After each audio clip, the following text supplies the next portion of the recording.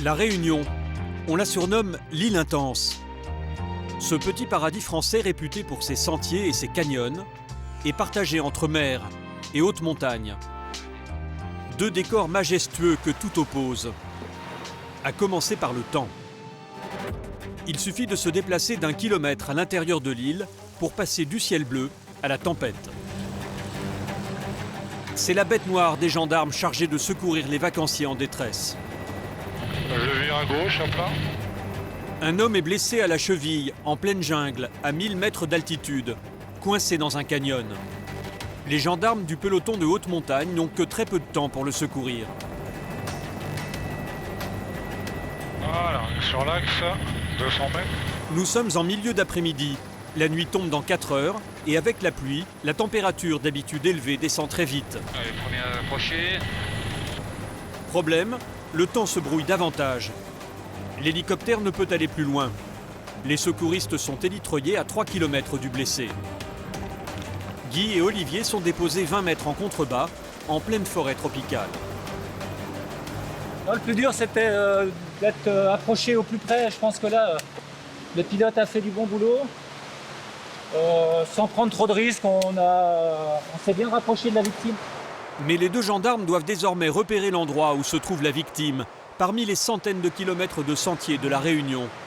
On doit être pas loin de l'abri qui est mentionné là sur la carte. Voilà. Avec cette végétation luxuriante, il est difficile de trouver des points de repère précis. C'est un peu la particularité d'être projeté comme ça en hélico. En quelques minutes, tu te retrouves en pleine montagne, en pleine forêt, sur un sentier. Un peu loin de tout, mais c'est ce qui fait aussi le charme du métier. Guy et Olivier sont habitués à ce genre de situation, mais avec la météo, tout ne va pas se passer comme prévu. Après 1 heure de marche, ils découvrent le groupe de randonneurs et la victime. Bonjour, j'aimerais voir un peu là-dessus. Guy établit rapidement un premier diagnostic. Ça a craqué, ça a tordu dans quel sens? L'os du pied, enfin du tibia ici est parti par là. La cheville reste en plat. Tu l'as vu? Je ne l'ai pas vu, mais je l'ai bien senti décalé. L'homme ne peut plus marcher. On va quand même éviter à ce monsieur de poser le pied davantage parce que ça pourrait... C'est quoi ça pourrait l'aggraver supplémentaire. 1, 2, 3. Il faut l'évacuer vers l'hôpital de Saint-Denis. Problème, la pluie s'est encore intensifiée. Ces conditions météo extrêmes empêchent les gendarmes de joindre l'hélicoptère. Bravo Golf, je saurais dire 827, est-ce que tu me reçois? Tiens, tu peux tenir là. Pas de réponse et le temps passe. La nuit se rapproche. C'est bon devant, tu peux y aller, c'est toi qui dictes la vitesse. Les gendarmes décident d'évacuer la victime à dos d'homme pour gagner du temps. Ils espèrent trouver rapidement un endroit où la radio pourra passer. C'est bon derrière? Ok. Ce qui n'était au départ qu'une intervention pour une simple blessure se transforme en marche longue et périlleuse. Dans les sentiers escarpés de l'île, Guy et Olivier doivent se faire aider des amis du blessé pour éviter tout accident supplémentaire. C'est bon? Ouais, mais il faut tenir derrière. Tenez-moi encore. Ok. La pluie battante crée des coulées d'eau qui ralentissent leur progression. Pas tous les jours comme ça. Le plus dur, c'est pour lui. Il a froid. C'est de la patience, il faut y aller tout doucement. Dans cette course contre la montre, les secouristes décident d'emprunter les chemins les plus directs, quitte à traverser une rivière.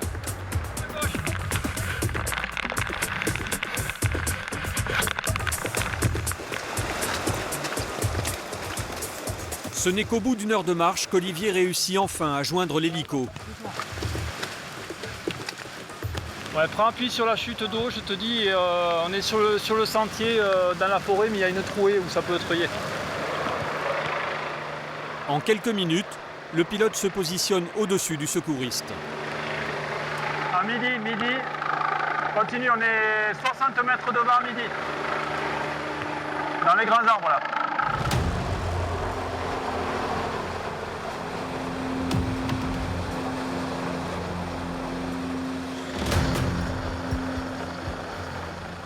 Dernière étape, faire grimper le blessé à bord et les secouristes.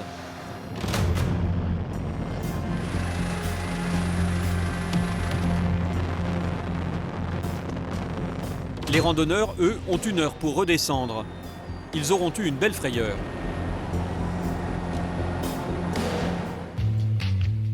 La Réunion, un petit paradis français au cœur de l'océan Indien, à 11 000 km de la métropole.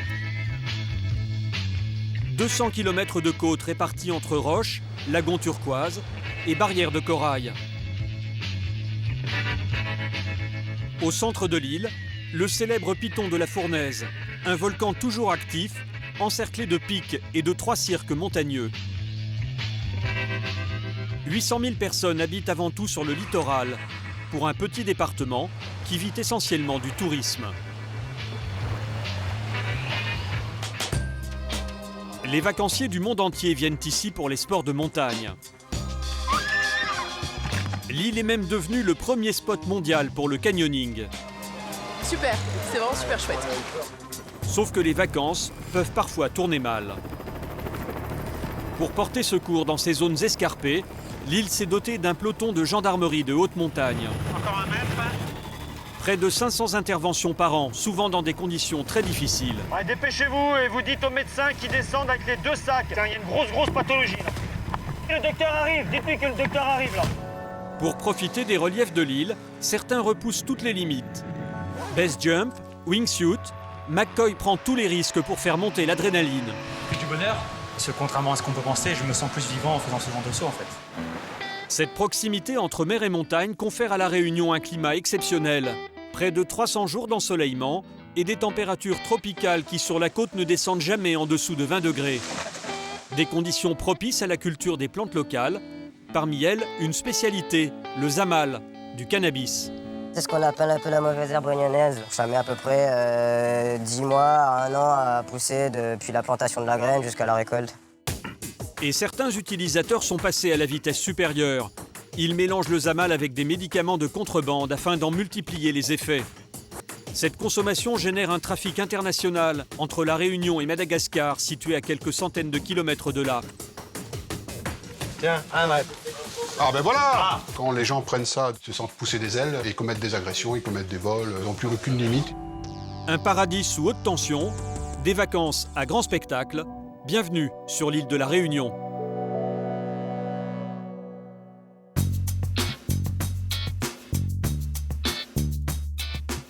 Boucan-Canotte, à l'ouest de l'île.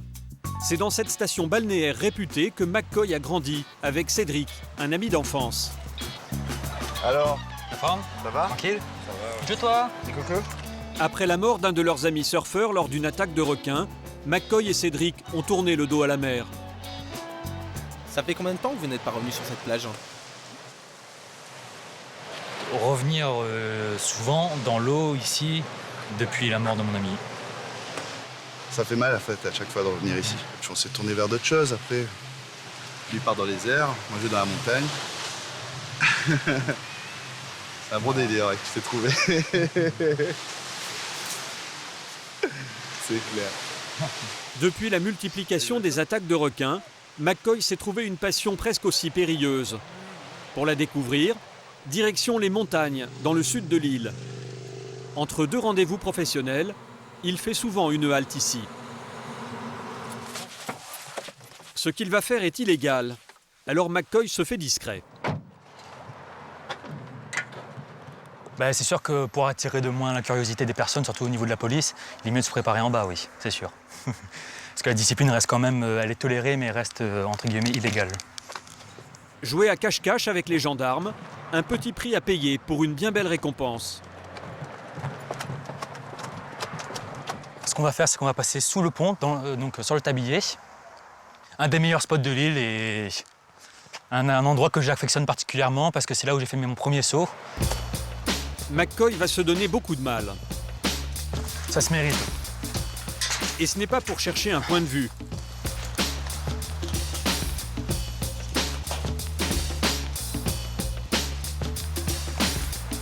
Depuis 3 ans, il profite des reliefs de l'île et de ses points les plus élevés pour vivre 2 secondes de danger. La chute libre, une passion qu'il porte sur lui.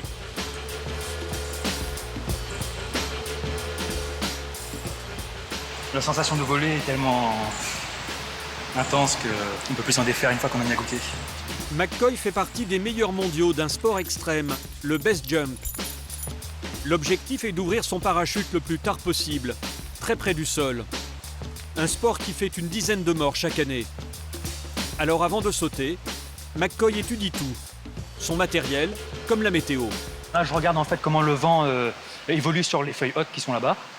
Donc là, on regarde un peu, ça bouge pas trop. Le vent est stable, on peut sentir une légère brise, donc c'est une condition idéale. Dernier détail, et pas des moindres, prévenir les secours de haute montagne.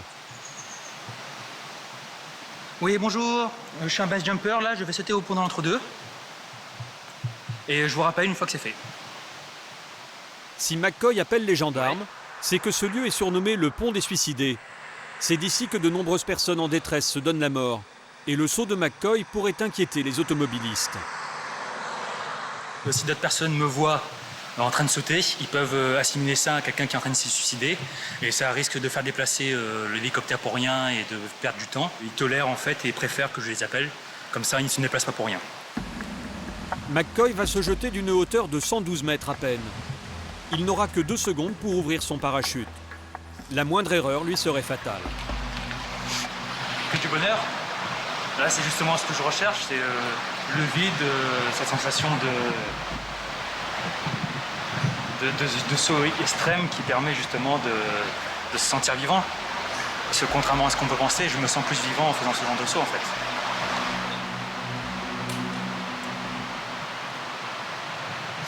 « 3, 2, 1, base !»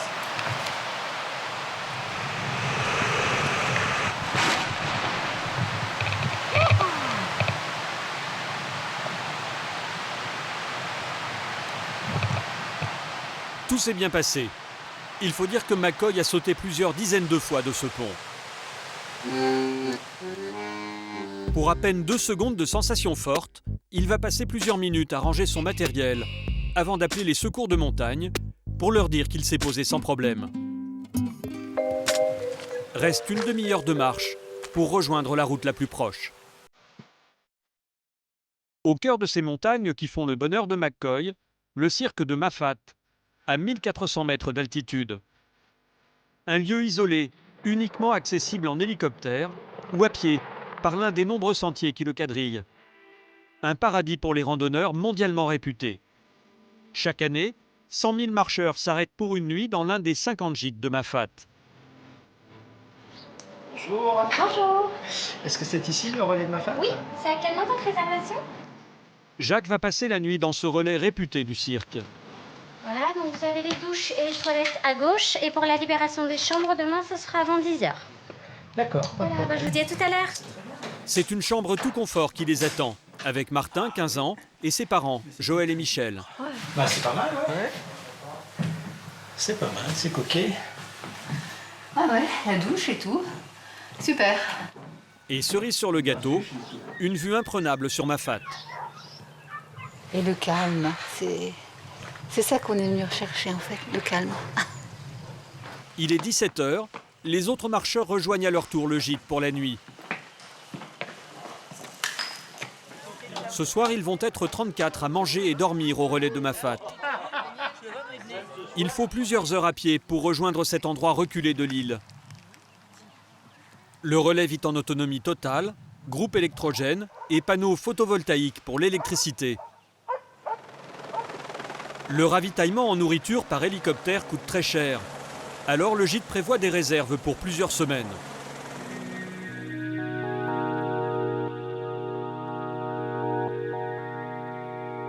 Il est 18h au cirque de Mafat. C'est l'heure du dîner. Après l'effort, le réconfort. Il y a du monde, hein? Les randonneurs retrouvent les autres résidents du gîte et une petite surprise les attend. Alors, c'est un petit peu maison. C'est du jus d'orange. Allez, santé. Et vive Mafat. Ce soir au menu, 2 plats typiques de la Réunion, cuits au feu de bois. Alors un carré poulet, c'est du poulet élevé ici même d'ailleurs. Mais aussi du rougail à base de saucisses fumées. Toutes ces spécialités réunionnaises sont confectionnées sur place. et font le bonheur des touristes. Alors, curry poulet. Génial. Rougail saucisse fumée. Ils apprécient déjà cette cuisine.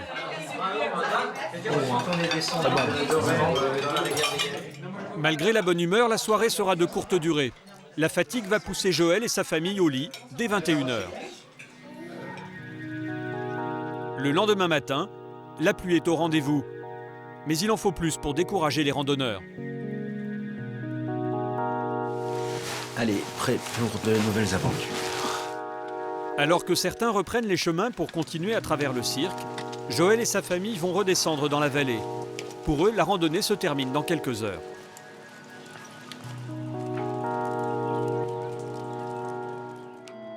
Retour à Saint-Denis, au PGHM. Le cirque de Mafate, avec ses milliers de visiteurs, est un endroit que les gendarmes du peloton de haute montagne connaissent bien. Hola. Salut Guy. Ça va? 11 hommes entraînés à sauver des vies dans des conditions périlleuses.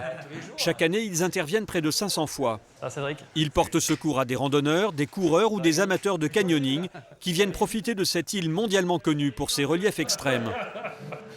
Comme quoi, il y a tout le monde. Cet après-midi, un appel de détresse. Aujourd'hui, Yannick fait équipe avec David. Allez. Une mission très particulière les attend. Les deux sauveteurs n'ont que très peu d'informations concernant leur intervention. Des randonneurs les ont prévenus qu'un homme est très mal en point aux abords d'une falaise. N'en sachant pas plus sur son état de santé, ils doivent emmener un médecin du SAMU de l'hôpital de Saint-Denis. Le type il titube, surtout dans une zone relativement escarpée, dans les lacets de la montée du Taibit. L'homme ne semble plus vraiment conscient de ce qu'il fait. Une chute dans les ravins qui bordent les sentiers de la Réunion, et c'est la mort assurée. Retour au cirque de Mafate, au centre de l'île. Vous êtes avec eux? Ouais, regarde, si le porte, non, regarde. Ouais, il est là, il est là. Ok. L'homme est très rapidement localisé grâce à l'aide des randonneurs qui ont décidé de ne plus le quitter des yeux. Yannick et David arrivent sur place. Bonjour. Marc. Asseyez-vous, monsieur. Asseyez-vous. L'homme peine à tenir debout. Le médecin tente d'en savoir plus. La victime a parcouru plusieurs kilomètres dans la montagne uniquement chaussée de tongs et a fait quelques chutes. Bah là, parce que là vous n'êtes pas en état là, d'accord? Vous êtes blessé là, vous êtes tombé? Ouais, il a dit en tombant. D'accord. Vous n'avez pas de douleur là quand j'appuie? Si. Où ça? Montrez-moi. Avant j'oublie, merci pour lui. Détendez-vous. Il est tombé, parce qu'il a un peu une marque des raflures sur le visage. Il y a des secteurs sur le sentier où il y a plus de 80 mètres de vide. Donc tout simplement, c'est qu'il peut tomber en contrebas du sentier. Miraculeusement, il semble indemne. En fait, le médecin a très vite compris le problème. L'homme est complètement ivre. Il décide de le ramener à l'hôpital pour s'assurer qu'il ne s'est pas blessé plus gravement. Bougez pas. Mais le promeneur, trop éméché, ne comprend pas ce que le docteur lui demande. Et il commence à paniquer. Tu vas couper ma jambe ou quoi? Pourquoi couper ta jambe? T'as mal? La jambe là? On a la jambe? T'aimes plus les jambes ou bien? Et son délire ne fait que commencer. Désormais, il n'arrive même plus à articuler, ce qui rend la suite plus compliquée pour le médecin. Épilepsie, d'accord. Et ça, c'est à cause de l'alcool? Les sauveteurs ne sont pas au bout de leurs difficultés. On va descendre tranquillement en hélicoptère. Hein? Maintenant. Là, de suite, là. Maintenant. On va faire un petit tour en hélicoptère, ok? Maintenant. Là. Viens avec nous. Ok, ça marche. Ça n'a pas l'air difficile de faire. Ouais, c'est David. Si, ça va aller. Si, il comprend, mais bon, il est un peu... Merci. Un peu étourdi. Un peu étourdi, c'est normal. Eh oui. Allez, tu viens avec moi? Non. S'il te plaît. Tu viens avec nous? C'est l'hélicoptère, Non. Alors, écoute-moi, tu vas te redresser. Hop. Les sauveteurs insistent. Le danger est que sous l'effet de l'alcool, l'homme s'endorme et passe la nuit dehors à 1500 mètres d'altitude.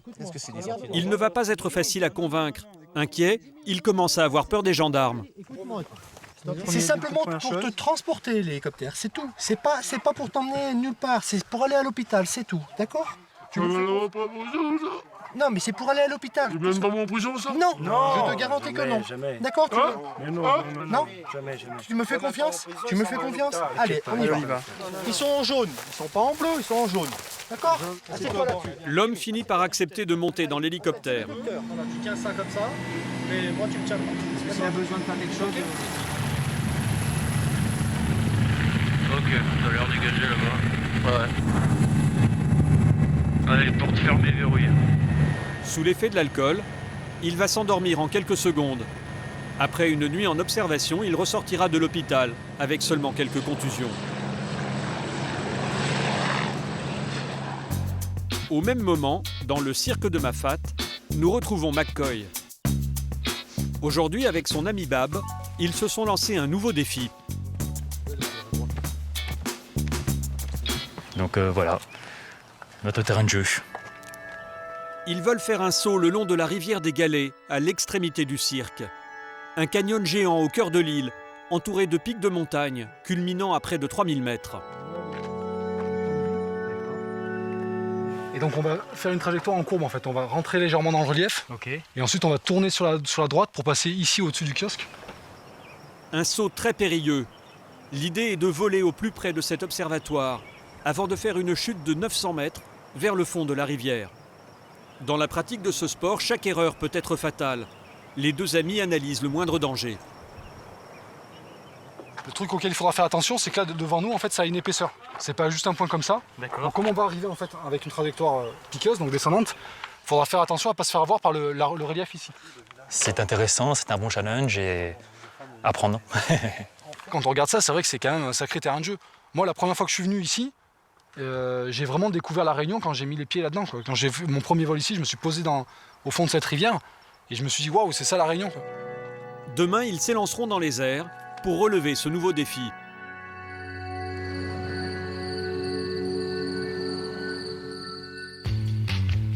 Des reliefs si différents sur seulement 200 km d'îles volcaniques, une particularité unique au monde.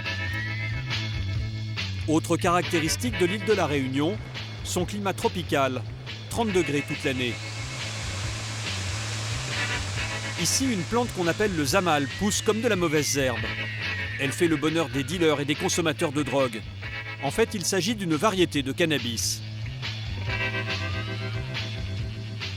Dans ce jardin, à l'abri des regards, celui que nous appellerons Karl en cultive. Donc ça, c'est le zamal. Une grosse touffe. Sur les côtes de l'île, les températures tombent rarement en dessous de 20 degrés. Ici, le zamal pousse très facilement et presque partout. C'est ce qu'on appelle un peu la mauvaise herbe réunionnaise. Ça met à peu près 10 mois à 1 an à pousser depuis la plantation de la graine jusqu'à la récolte. Karl passe beaucoup de temps à s'occuper de sa plantation illégale. Et malgré le climat favorable, il s'est créé une serre pour accélérer sa culture. L'aménagement est rustique, quelques tôles, une simple lampe et un équipement électrique artisanal. Donc ça commence comme ça avec une cloche, on fait des boutures. Et pour l'engrais, il a une recette maison. On utilise un mélange qu'on fabrique nous-mêmes de sang de poisson avec du guano de chauve-souris, du crottin de cheval, qu'on laisse macérer dans une grosse poubelle au préalable. Le but, accélérer la récolte. Alors donner beaucoup d'eau non plus, Karl produirait près d'1 kilo d'herbe par an. Oh, je pense que j'arrive quand même peut-être à 1 kg, 1,5 kg par an. Cultiver du zamal est illégal.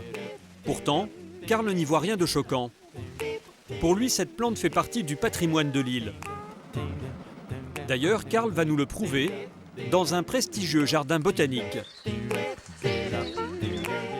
Un jardin des plantes a priori classique, mais à un détail près. C'est le jardin où il y a soi-disant toutes les plantes de la Réunion, de l'océan Indien.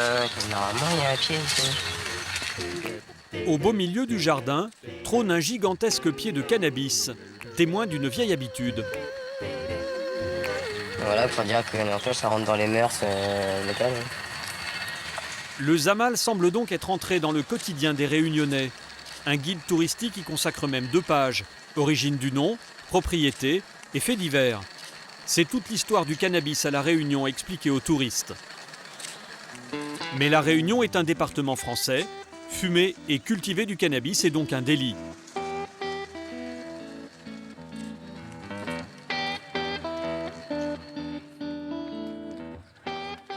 Mais il est... Alors, c'est Voilà, un bon dernier plan, la péter. Extrait de sa dernière culture. Lenny lui aussi en cultive, mais les deux amis ont pris l'habitude de tester ensemble leurs différentes productions. Tiens.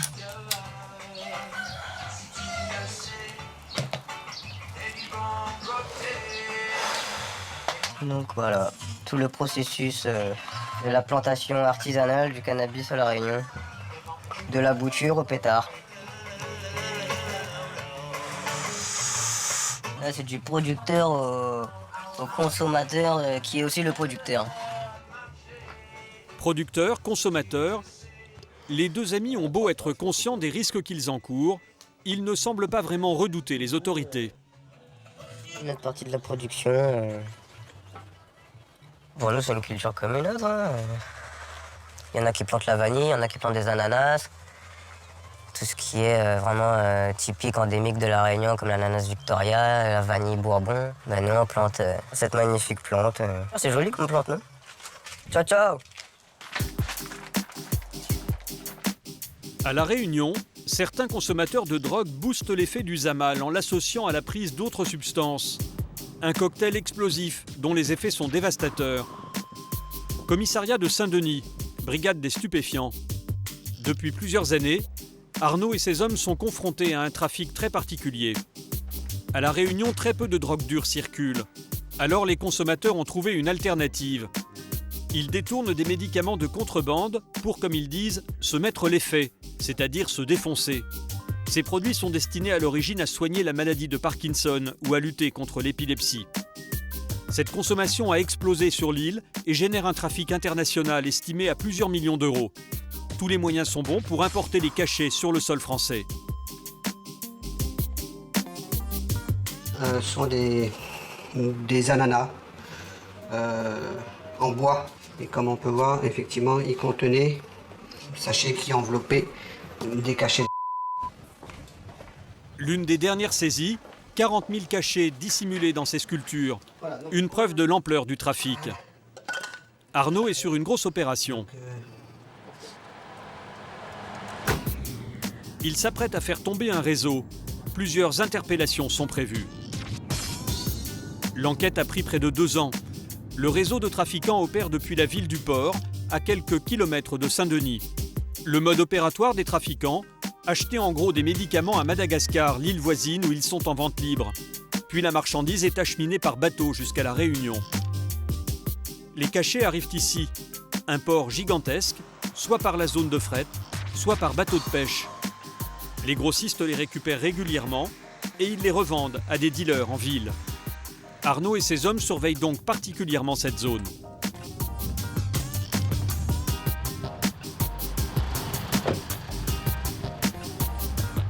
C'est quelques mois de travail, effectivement, pour au final attendre un produit, attendre une information qui va nous arriver à tout moment, qui peut nous arriver à tout moment. L'information que les policiers attendent d'une minute à l'autre, c'est la confirmation d'une nouvelle livraison. Et après 2 ans d'enquête, la bonne nouvelle finit par tomber. Sans plus attendre, Arnaud et ses collègues foncent au domicile d'une personne placée sous surveillance depuis 1 an. Il s'agit de la tête du réseau. Elle passe commande et livre ses revendeurs. Il faut faire vite, avant que ce grossiste n'écoule sa marchandise.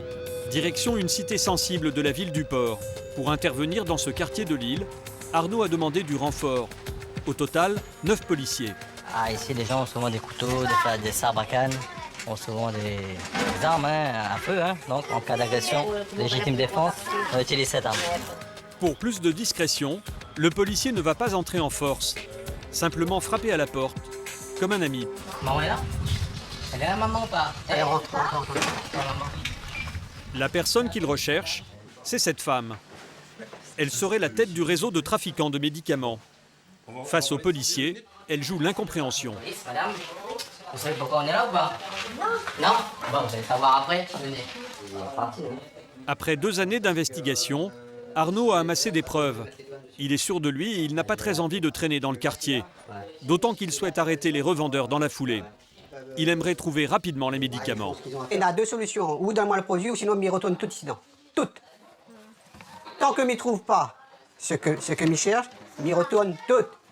La suspect finit par révéler l'endroit où elle cache une partie de sa marchandise. Après. Plusieurs centaines de cachets dissimulés dans le placard de la cuisine. Mais Arnaud ne s'arrête pas là. Pendant que ces hommes continuent à fouiller la maison, lui cherche à confirmer ses informations sur la manière dont la drogue arrive en France. Comment, la rentrée comment, madame? Elle est venue comment ici, la Réunion? Par avion, par conteneur, par bateau, comment elle est venue? Dis-moi tout de suite. Et pour prouver qu'elle se fournit bien à Madagascar, le policier lui demande son passeport. Non, pas passeport, ça va. Le passeport, c'est les. Je vais regarder le passeport, s'il y a eu des... Si elle a voyagé ces derniers temps. S'il y retrouve des cachets de Madagascar, ce sera la preuve qu'elle s'y est rendue récemment, sûrement pour rencontrer ses fournisseurs. Mais la femme tente une nouvelle esquive. Elle possède la double nationalité. Elle a donc donné son passeport français avec lequel elle ne voyage jamais. Ah, mais mis-moi un autre passeport. Ou donne-moi un passeport, il correspond pas du tout. Les policiers finissent par mettre la main sur le deuxième passeport. Avec lequel... Voilà, 29 avril 2014, donc arrivé ici à La Réunion. Elle revient de Madagascar il y a quelques jours. Et rien que le dernier mois, la femme s'y est rendue 4 fois. Arnaud a une preuve supplémentaire. Il va intervenir chez d'autres personnes dans la matinée. Mais cette première perquisition lui donne déjà satisfaction. Voilà ce qu'on a saisi dans quelques échantillons. Hein. Elle a dit que c'est du... Quand les gens prennent ça donc, en associant avec de l'alcool ou du cannabis, voilà, ça produit un autre effet que le médicament tout seul.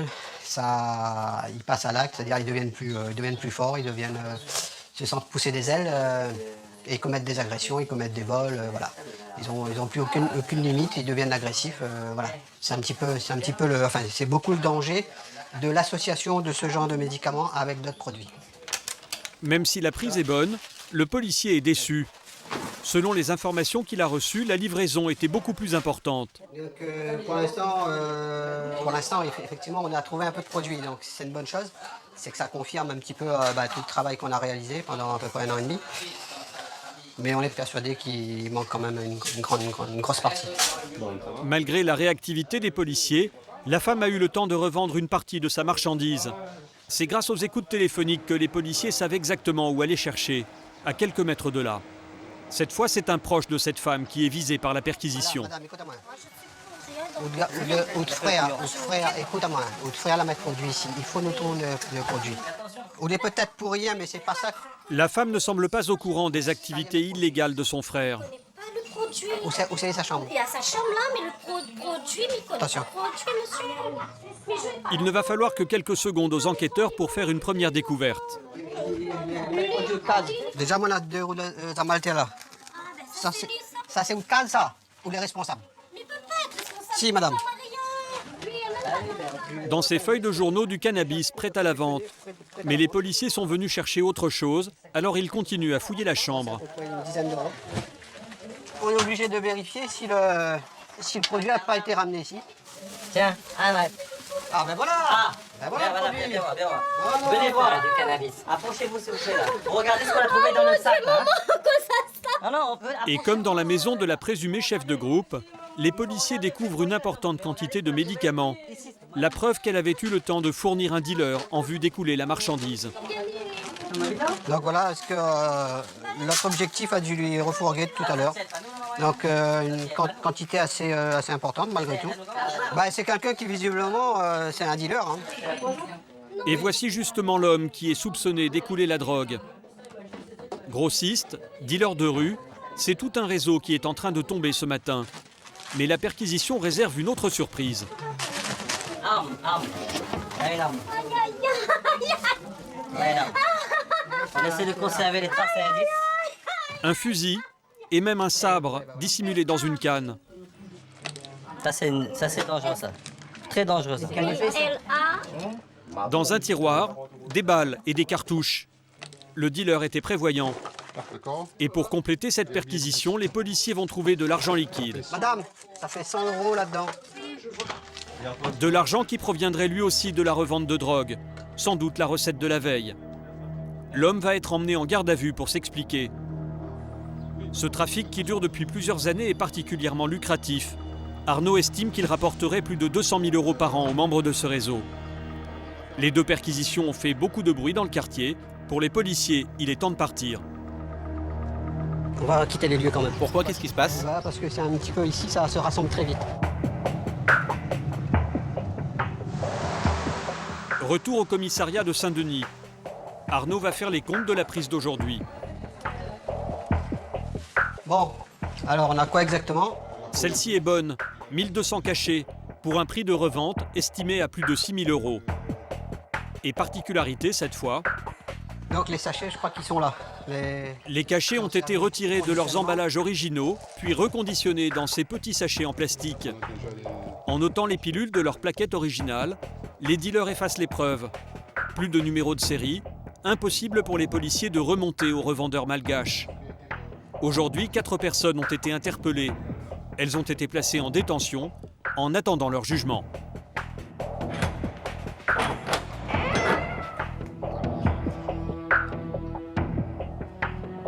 Pour cette contrebande de médicaments, les dealers risquent 5 ans de prison et 75 000 € d'amende.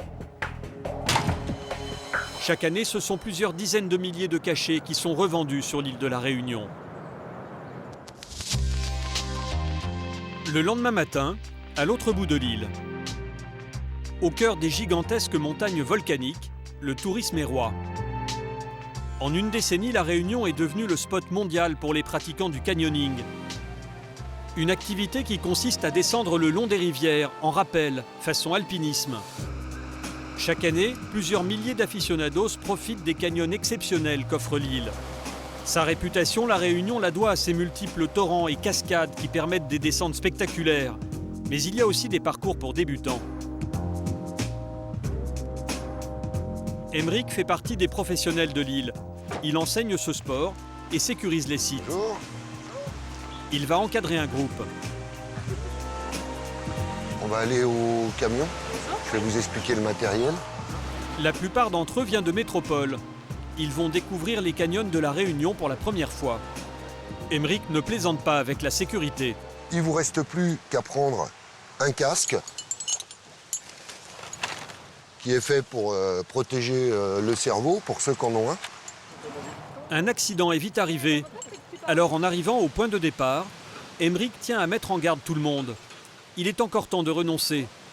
Le moins qu'on puisse dire, c'est que l'instructeur ne mâche pas ses mots. On va arriver dans l'eau en bas. Donc quand vous fléchissez les jambes pour prendre votre impulsion, il y a un jour, vous allez avoir les 2 pieds qui glissent en même temps, looping arrière, et tu t'atomises la tronche sur le rocher. Si tu n'as pas mis la cagoule, un plat sur l'oreille, tu vas te faire mal à un tympan. Tu regardes de l'eau, tu vas te faire mal aux yeux, un plat dans la figure. Tu rentres assis, un plat sur le cul, tu peux te faire mal à une vertèbre. Tu sors les bras, un plat là, tu es un peu fragile en haut, ça fait luxation de l'épaule. Ça va? Non, parce qu'il vaut mieux qu'une personne qui est particulièrement flippée arrête maintenant, plutôt que de vivre la sortie mal. Maintenant, il n'y a plus qu'à. Maintenant qu'on sait ce qui nous attend. En guise de mise en jambe, une descente en rappel d'une quinzaine de mètres. Objectif, rejoindre cette rivière en contrebas. Rien de tel pour faire monter la tension. C'est stressant. La pression, la pression. Et encore plus quand on n'est pas très à l'aise avec le vide. Je me dis que si elle y arrive, c'est chaud. Ah mais moi c'est le vertige, c'est terrible.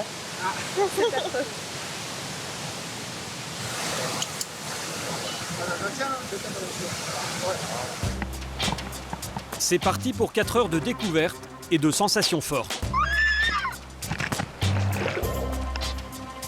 Les débuts sont hésitants, mais très vite, les 6 amis se prennent au jeu des sauts, des toboggans et des descentes en corde le long des parois. Emeric veille toujours à ce que la sécurité soit respectée. Vous décrochez pas trop tôt, parce que sinon si vous glissez, vous allez repartir. Le professionnel a lui-même été victime d'un accident, alors il a les yeux partout. Malgré la température de l'eau, 16 degrés, Ces jeunes n'oublieront jamais cette excursion en pleine nature. C'est cool, c'est beau, c'est rigolo les toboggans. La fatigue se fait sentir, mais pour tous, la satisfaction est là. J'en ai chié.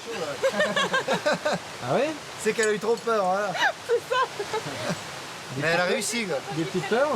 Ouais, des petites frayeurs, mais bon, je suis allée au bout, donc ça va. Super, c'est vraiment super chouette. Reste quelques minutes de marche pour retourner aux voitures, puis il faut passer à la caisse. 55 €, c'est ça? Ah, des pièces. Oh, je suis content. 55 € par personne, 330 € pour tout le groupe. Cela fait 18 ans qu'Emeric pratique ce sport. Ses sensations fortes, il les recherche depuis son enfance. Mais même avec 40 ans d'entraînement derrière lui, les descentes très compliquées de la Réunion ont failli lui coûter la vie. Septembre 2013, alors qu'il chemine le long d'un canyon, accompagné de plusieurs personnes, une pierre lui tombe sur la tête. Ce jour-là, l'un des pratiquants a filmé toute la scène. Ce qui s'est passé, c'est qu'une personne derrière de l'équipe, elle a décroché un caillou de cet endroit-là. Et moi, je l'ai pris plus de 120 mètres en dessous, ici, là. Il m'a juste effleuré la tête. Mais bon, effleuré, c'était déjà pas mal, quoi. La pierre a chuté plus de 100 mètres avant de lui toucher la tête. Emeric va perdre connaissance, suspendu à sa corde. Les secouristes prennent rapidement conscience de son état. La blessure est grave. Voilà, en fait, le choc a eu lieu là. Mais en fait, du coup, le casque a encaissé le choc. Mais comme lui, il ne s'est pas déformé, c'est plutôt mon crâne qui s'est déformé en dessous, quoi. Et du coup, j'ai eu un enfoncement de la boîte crânienne là. Et donc, fracture jusqu'à chaque oreille, fracture du plancher orbital. Il est très rapidement transporté en métropole pour être soigné dans un hôpital spécialisé. Et il lui faudra plusieurs mois pour récupérer toutes ses facultés. Les gars, ils ont remonté la boîte crânienne, rattaché les bouts avec 9 plaques en titane. Et puis je m'en sors bien, je pense que j'ai été bien opéré et puis j'ai pas de séquelles, quoi. Le cerveau est pas touché, je suis toujours aussi abruti qu'avant, quoi. Donc tout va bien? Ouais, ça va. Des accidents comme celui d'Emeric sont la hantise des sauveteurs. En 2010, les canyons de la Réunion ont fait 3 morts. Saint-Denis, peloton de gendarmerie de haute montagne. Il est 10 h, un dimanche matin comme un autre. Le téléphone est muet. Le matériel de secours figé dans l'attente d'une prochaine intervention. Mais la tranquillité ne va durer qu'un temps. Une dure journée attend Olivier et Yannick. Un accident vient d'avoir lieu.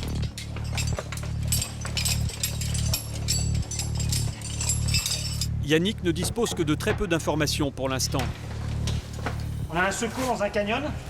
On n'a pas trop d'éléments parce que le téléphone passe très mal. Et donc on va médicaliser l'intervention avec un médecin du SAMU. Pendant que Yannick et Olivier se préparent, les pilotes sortent l'hélicoptère pour gagner de précieuses minutes.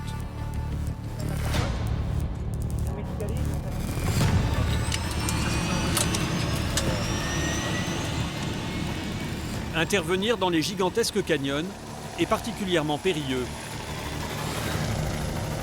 Ce canyon-là, il a des grosses verticales, donc ça peut être vite compliqué si la victime, par exemple, est inconsciente. Il va falloir faire vite et ça devient vite très technique. On a très peu d'éléments, donc on ne sait pas trop. On sait que c'est une chute de pierre. On ne sait pas si la personne a été touchée en étant sur le relais ou touchée même sur la descente en la corde. Donc voilà, on va découvrir la chose. Donc ça complique, on a du mal, on ne peut pas trop anticiper sur la situation. Les accidents de canyoning sont nombreux à La Réunion, plus de 20 par an. Et Yannick le sait, ils sont graves la plupart du temps. Il faut faire vite pour localiser la victime et l'évacuer. Problème, les canyons de l'île sont très longs et pleins de recoins inaccessibles. L'hélicoptère remonte le long de la rivière Saint-Denis à la recherche du groupe en difficulté. En moins de 5 minutes, il est repéré, au milieu de cette cascade. Tu me dis pour la porte, Sylvain? Oui, c'est bon pour la porte. Allez, j'ouvre à droite. Allez, porte ouverte à droite. L'approche est compliquée. Impossible pour l'hélicoptère de se rapprocher de la paroi. Ok. Allez, sur le patin. Allez, je peux envoyer? Ouais, c'est parti. Allez, c'est parti, j'envoie. Yannick et Olivier vont donc être déposés grâce au treuil. Ok, et ben écoute, à droite pour 5 mètres. À droite 5. 4 mètres. 3 mètres. La manœuvre pour le pilote est extrêmement délicate. La moindre erreur pourrait projeter Olivier contre les rochers. Maintenant, tu vas à droite de 2 mètres, 1 mètre, encore 1 mètre. Hop en avant, bonne position, bonne hauteur. C'est maintenant au tour de Yannick de descendre avec le matériel de premier secours. Les autres, ça va? Ce groupe de 5 amis était parti pour descendre le long de la cascade. Un parcours compliqué, mais accessible à ces camionneurs expérimentés. Pourtant, la descente s'est très mal passée. Une femme de 36 ans est allongée, quasiment inconsciente. Son état semble grave. Oh, comment elle s'appelle? Bonjour. Ira. Ira, ouvre les yeux. Ira. Ira. Allez, reste avec nous. Ouais. Au niveau du crâne, il n'y a rien du tout. Pendant qu'elle descendait cette paroi en rappel, une énorme pierre s'est décrochée et l'a frappée au niveau du torse, une centaine de mètres plus bas. La situation est critique. Bravo golf de Yannick. Médecin rapidement et la perche à l'issue. Allez, Ira, tu restes avec nous. Dans 5 minutes, t'as le médecin qui arrive. Yannick sait qu'il ne peut rien faire seul. La victime a besoin d'importants soins en urgence. Bravo Charlie de Yannick en direct. Ouais, dépêchez-vous et vous dites aux médecins qui descendent avec les 2 sacs. Grosse pathologie, sac à oxygène et sac médical. Avec sûrement une grosse hémorragie, côte fracturée et également peut-être obligation d'intuber. Il faut tous les sacs, hein. Il y a une grosse pathologie là. Le docteur arrive, dites-lui que le docteur arrive là. Il va falloir évacuer tout le monde rapidement. Le risque qu'un autre rocher se décroche est toujours présent. Il y en a un qui regarde en permanence s'il n'y a pas des chutes de pierre, ok? Mais la victime n'est pas transportable en l'état. L'hélicoptère est parti chercher le médecin sur le toit de l'hôpital. Chaque minute compte. La jeune femme est gravement touchée.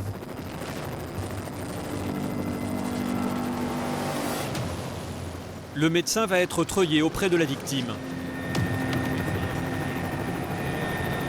On va peut descendre aussi avec les sacs parce qu'apparemment il y a une grosse pathologie, il faudra peut-être l'intuber. Il faut l'oxygène. Donc je vais descendre aussi les sacs. En moins de 2 minutes, l'hélicoptère est de retour sur les lieux de l'accident. Le médecin arrive enfin sur place.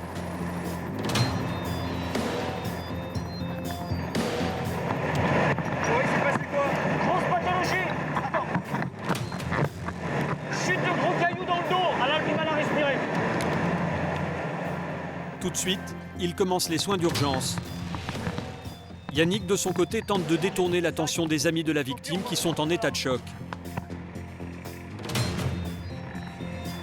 Essayez de mettre toutes vos cordes dans les bidons déjà, dans les sacs. Ça vous occupe. Voilà, remettez tout dans les sacs pour l'instant. À quelques mètres de là, la situation s'est aggravée. Au bout de quelques minutes, le médecin, impuissant face à la gravité de la blessure, ne peut que constater le décès.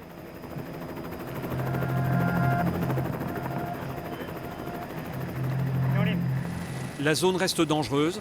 Il faut évacuer tout le monde au plus vite. Et stop en avant. Ok, il attrape le crochet, il s'accroche, mise en tension du câble.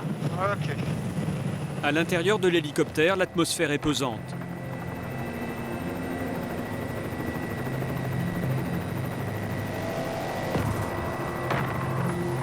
Retour à l'hôpital de Saint-Denis, où le corps est acheminé. C'est ici que les amis de la victime vont être pris en charge par les médecins. Pour les hommes du PGHM, la mission s'arrête là. Malgré ses 15 ans d'expérience, Olivier est toujours touché par les pièges que peut tendre la montagne. C'est sûr que c'est pas facile à gérer envers les témoins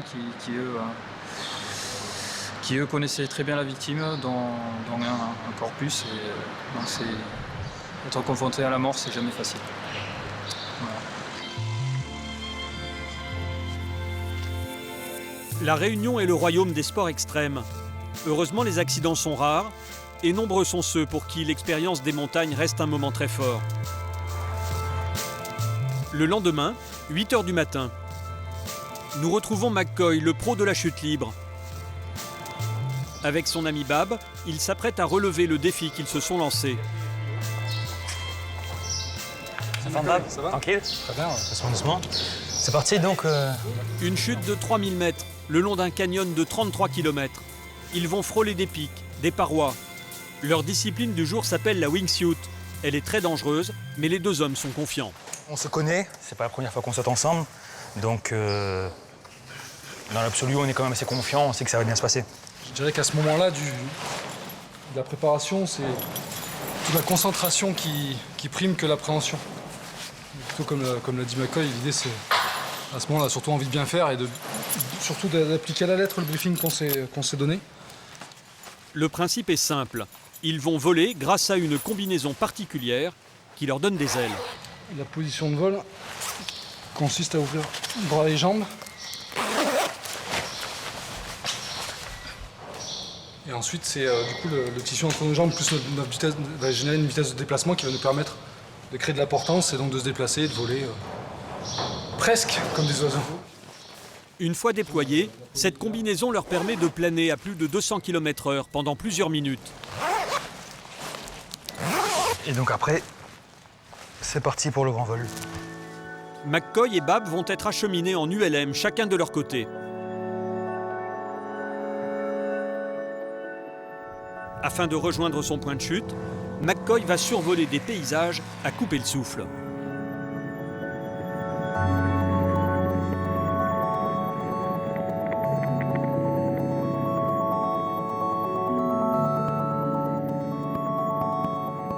C'est au-dessus du cirque de Mafate qu'ils vont se jeter dans les airs.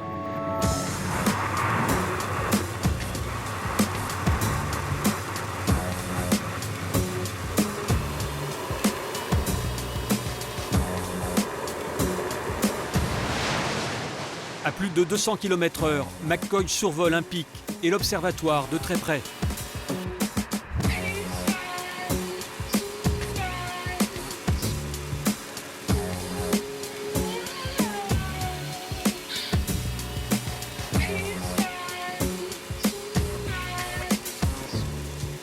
Puis il se rapproche des parois.